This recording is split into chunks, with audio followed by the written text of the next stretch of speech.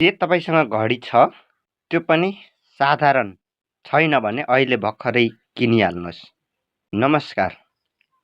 अध्यापन अनुमति पत्र विशेष तयारी भिडियो प्रस्तुत गर्ने क्रममा आज चाहिँ मैले यस नेपाली ज्ञान सागर युट्युब च्यानलबाट शिक्षक सेवा आयोग अध्यापन अनुमति पत्र कसरी पास गर्ने भन्ने सन्दर्भमा केही टिप्सहरू चाहिँ दिन गइरहेको छु। कृपया भिडियो अन्तिमसम्म हेरेर साथ दिनुहोला। माध्यमिक तहको अध्यापन अनुमति पत्र चाहिँ यही मिति 2081 7 महिना 10 गते यानि कि पर्सि हुन गइरहेको छ। त्यस्तै गरेर निम्न माध्यमिक तहको चाहिँ मङ्सिरको 15 गते रहेको छ। दुवै तहको लागि एउटै भिडियो रहेको छ। यसबाट तपाईहरुलाई अध्यापन अनुमति पत्र पास गर्नका लागि निकै नै सहजता मिल्नेछ। जसको लागि सबैभन्दा पहिले चाहिँ टाइम म्यानेजमेन्टको कुरा हुन्छ, समय व्यवस्थापन।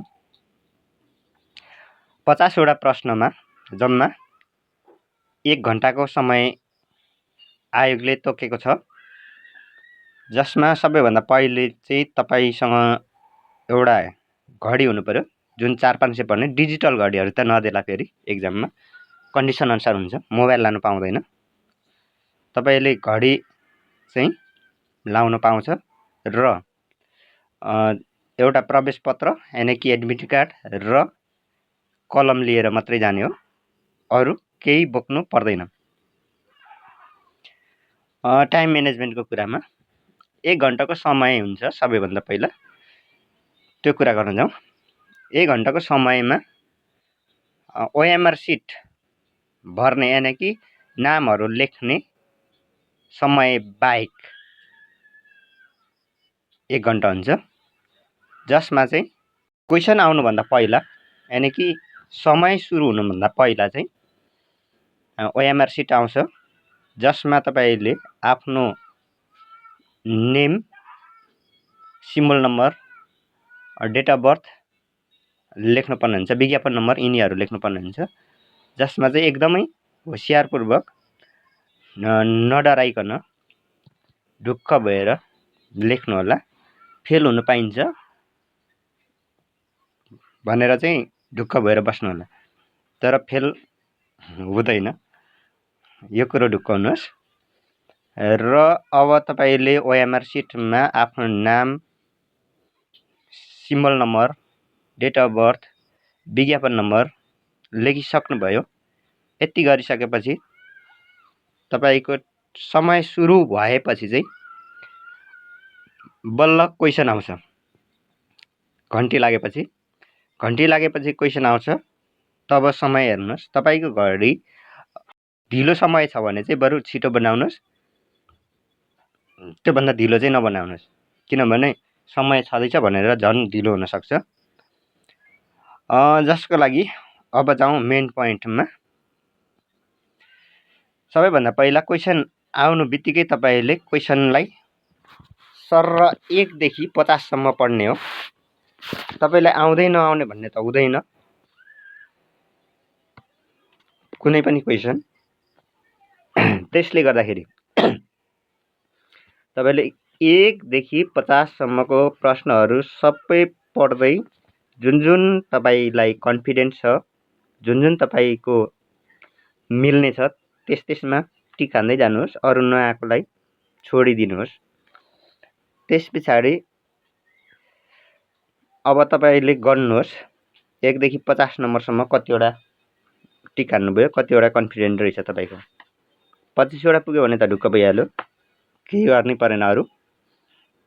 हैन कम भयो भने चाहिँ यदि 25 वटा भन्दा कम भयो भने अथवा 12-15 वटा मात्र मिल्यो भने त्यति ढुक्क भएकोलाई त्यही छोड्नुहोस्, ओएमआर सिटमा चाहिँ नभर्नुहोस्। ओएमआर सिटमा सबैभन्दा पहिला चाहिँ क्वेसन आउनु बित्तिकै चाहिँ तपाईले त्यो सेट चाहिँ भरिहाल्नुपर्छ, नभए सबै मिलाए पनि तपाईको एन्सर सिट नै रद्द हुन्छ। त्यसले गर्दाखेरि तपाईले एन्सर की चाहिँ पहिले लेख्नुहोस् र अरु एन्सर चाहिँ नलाउनुहोस्। र 1 देखि 50 सम्मको क्वेसनमा टिक हालिसकेपछि सानो सानो टिक हाल्नु होला, नभए रद्द पनि हुनसक्छ परीक्षा। अरूलाई सङ्केत गर्नु खोजे यसले भन्ने कुरो पनि हुनसक्छ, शङ्का हुन्छ। जसले गर्दाखेरि 1 देखि 50 सम्म तपाईँले क्वेसन गरिसकेपछि क्वेसनमै एन्सर सिटमा नहाल्नु होला। त्यति गरिसकेपछि चाहिँ अब बच्यो अरू नआएको कन्फ्युज क्वेसनहरू। तपाईँको 15वटा कन्फिडेन्ट छ, अब चाहियो तपाईँलाई 10वटा भने अब बच्यो क्वेसन 35वटा।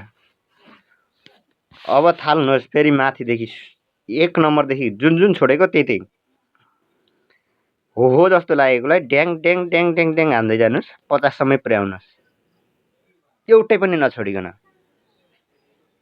त्यति गरिन्जेलसम्म तपाईँको समय भनेको बढीमा 35 देखि 40 मिनटमा सिध्याउनु पर्ने हुन्छ।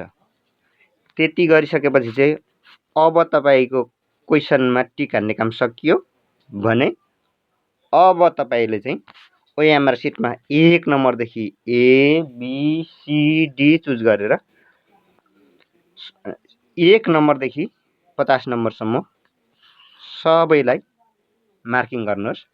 त्यस पछाडि त्यति गरेपछि चाहिँ कपी बुझाइदिनुहोस्, घरतिर खुर्रुरु कुद्नुहोस्। त्यति गर्दा पनि पास भइएन भने त अब कसको के लाग्छ र, होइन? हो यिनै कुराहरू रहेका छन् आजको लागि। विशेष गरेर यति कुरा फलोअप गर्नुभयो भने चाहिँ पास हुने निश्चितै हुन्छ भनौँ न, पासै हुन्छ। हस्, च्यानलमा नयाँ हुनुहुन्छ भने सब्सक्राइब गर्नुहोला र भिडियोलाई सेयर गरेर साथ दिनुहोला।